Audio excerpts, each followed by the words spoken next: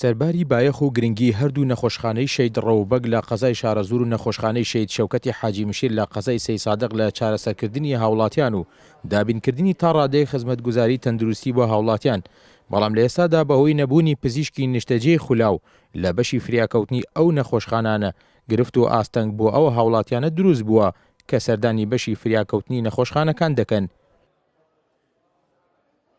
ئێستا من هاتووم بۆ ئێرە بۆم لە خۆشخانەی تەواری شارەزور ئەم ناڵم هێناوە بە حساب ئیشاعەکی بگرم. ئیسا سەیرەکەم دکتۆری لێ نییە، ئیسادە دیارە هەنێ هاوکاری وشتە کرێ وەکو عیلاجی تەبیعی وشتووە تێگەی.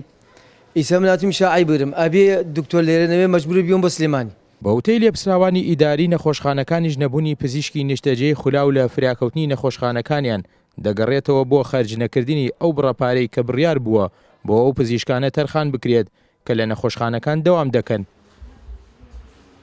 بەداخەوە هەموو سەرەتای مانگێک ئێمە تووشی ئەو گرفتە ئەبین. ئێستا حاڵی حاضر لە بەشی فریاکەوتنی نەخۆشخانەکەمان گرفتی ئەومانیە کە پزیشکیتیانە.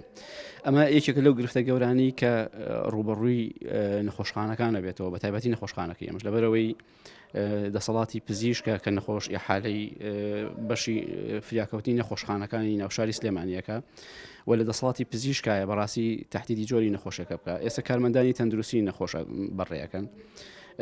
بۆ ئەمە بەستێمە چەند جارێک لەسەرەوە تووشی گرفت بووین.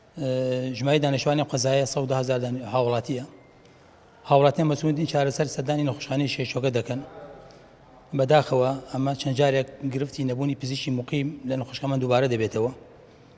ئێستا پزیشکانی مقیم لە بەشی فریاکەوتنی نەخۆشخانەکان شوێنی کارەکەیان جێهێشتووە. ئەوەی کە لە زاری خوان و بیستومە بەڕێنی بڕێک هاوکاریان پێدراوە، بەڵام لەلایەن وەزایی دارایی ئەو هاوکاریان بەدەست نەگەشتووە. ئەوان شۆک و هەڵوێستێک شوێنی کارەکانیان جێهێشتووە. هەرچەندە هەریەک لە نەخۆشخانەی شەید ڕەوبەگ لە قەزای شارەزور نەخۆشخانەی شەید شەوکەت لە سەی سادق ژمارەیەک پزیشکی پسپۆڕی نەخۆشیە جیاجیەکان هەیە.